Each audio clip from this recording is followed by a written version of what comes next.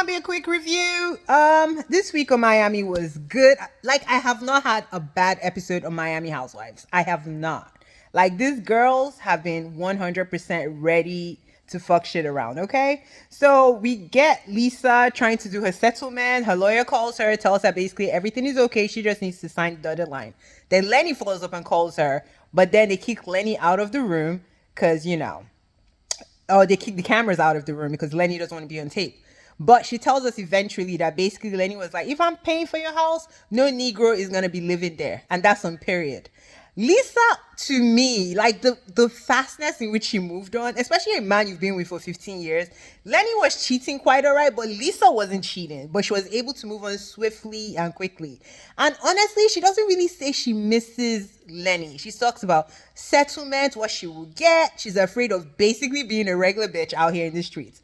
And I get it. I don't want to be in fact, I'm on my sugar daddy move right now, okay? And I'm selling my stuff to the highest bidder at this point. I'm tired of working. So I get it, Lisa. I totally get it.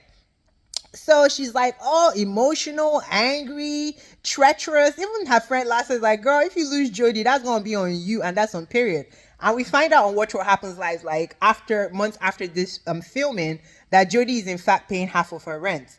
And I don't even know why Jody wants to be with her, honestly. I feel like Jody could literally get someone else with less drama.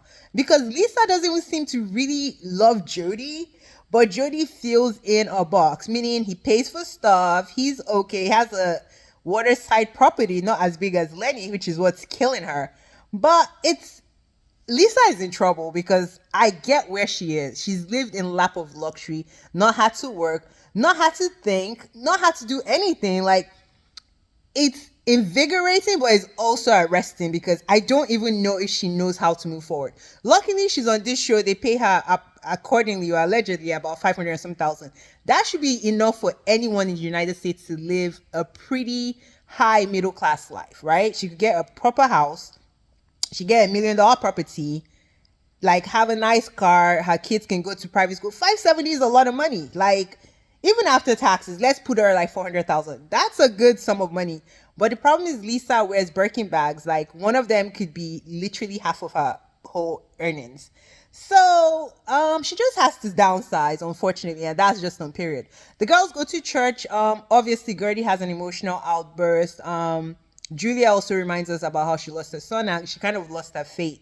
I think she still sees herself as a Christian, but she lost her faith after she lost her son, which is, very terrible. And these people are dealing with heavy stuff. That's the thing, is like, we have heavy things going on and we have light things going on, and you can appreciate both sides.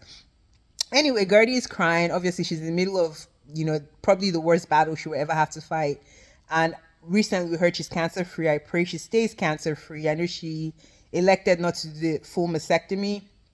I've already commented on what I think about that in earlier videos, but we wish her recovery. Like, nobody wants to deal with no breast cancer, and that's just that. The girls go on this boat ride from hell. It starts out pretty lightweight. The girls are sleeping and sliding into the boat. Boat looks nice. I was wondering where they would pee. Marisol actually asked because there did not look like any facilities, or it was big enough to have facilities. So basically, you either peed on the dock, I guess, before you got on the boat, because it looked like, it wasn't going to go anywhere. So they're going, everything is good. Lisa is still killing us with this whole Lenny stuff. The girls are pretty much entertaining it, telling her, girl, you signed the papers, things are going to be better. Just go ahead with your life. Like, you're going to start new. It's going to be better from here.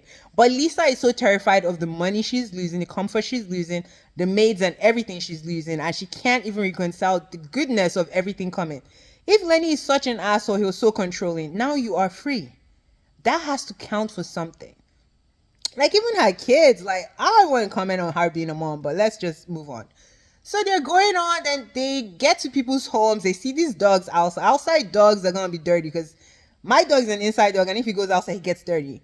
And Lisa makes this her Mother Teresa moment. She's like, they look hungry. These dogs were fat as fuck. Like, they weren't even skinny ass dogs that you could see bones or nothing. They looked well fed, okay? So she's throwing food from the boat, hitting the water into people's private properties, mind you. Like, girl. So the girls on the boat are like, stop. I don't know why. I think Larsa said the same thing to her. Alexia said the same thing to her. It was the Kiki one that, like, made her go crazy. I don't know why. Maybe she sees Kiki as less than her. I don't even think it's a race thing, honestly, because I don't even think she thinks that high. Like, she has that level of thought. I think it's more of a status thing. Because Kiki, from what we've seen, might not have the kind of money that maybe Alexia and Larsa have, from what we've seen. And that puts Lisa to think she can talk crazy to her. So she's talking, she's all big and everything. Stands up, and Kiki's like, girl, sit down. Do not stand up on me, because I'm going to stand up on you and it will be done. She's telling her this. Lisa's like, what you gonna do, with the smirk on her face? I'm like, okay. Lisa hands. So Kiki throws something at her and she's like, you assaulted me. I'm like, bitch, we're just talking about what you're gonna do. On the street fight, there are no rules. Like, if Kiki said beating you up, she will be in her right mind, because you were towering over her. You were yelling at her. She asked you several times to stop that shit and you did not. But Lisa going into victim mode, I did not see that coming. Even Larsa was like, girl, you were being mean. And she did not want to hear what Larsa said. And Larsa stands, as annoying as Larsa can be, one thing she will tell you is what she's feeling in her mind. Like, Larsa does not, even this stuff about her saying Gertie was fake crying. She said it with her full chest. Yes, she did apologize eventually, but Larsa really does say what she thinks. She's not someone that wants to even talk behind your back. She will say the crap to your face. And she said, Lisa, you're being me. You're telling us all to shut the F up, blah, blah, blah. And Alexia, at this point, by the third or fourth shut the F up for the girls, Alexia is like, you two shut the F up. Like, how are you talking to us all crazy? Like, the girls were being saints. Like, we have people dealing with breast cancer. We have Julia. Oh, my God. Then at the end, they go to this part of the water, the island, that has, like, dolls hung on the nooses and things like that. I'm like, why is this?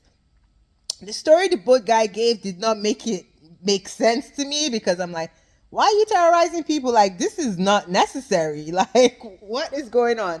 But episode finishes next week. Adriana is gonna do her music stuff, and Kiki is gonna tell Lisa more about herself on that karma shit. Like, this episode gave everything it was supposed to give. We saw Marcus on video chat. Nothing happened there. She was just showing him his outfit. What else happened? We talked about the church. We talked about the tears. Yeah, I mean, that was the highlight. Y'all let me know what y'all think. But this was a good... Every Miami episode has been good. Like, I cannot even see one that is just a filler episode. Like, these girls have a tall task to fill on next season, because they have entirely entertained us. Like, I don't know how they can keep this going. But this is old school Housewives. I love it. All right, guys. Bye.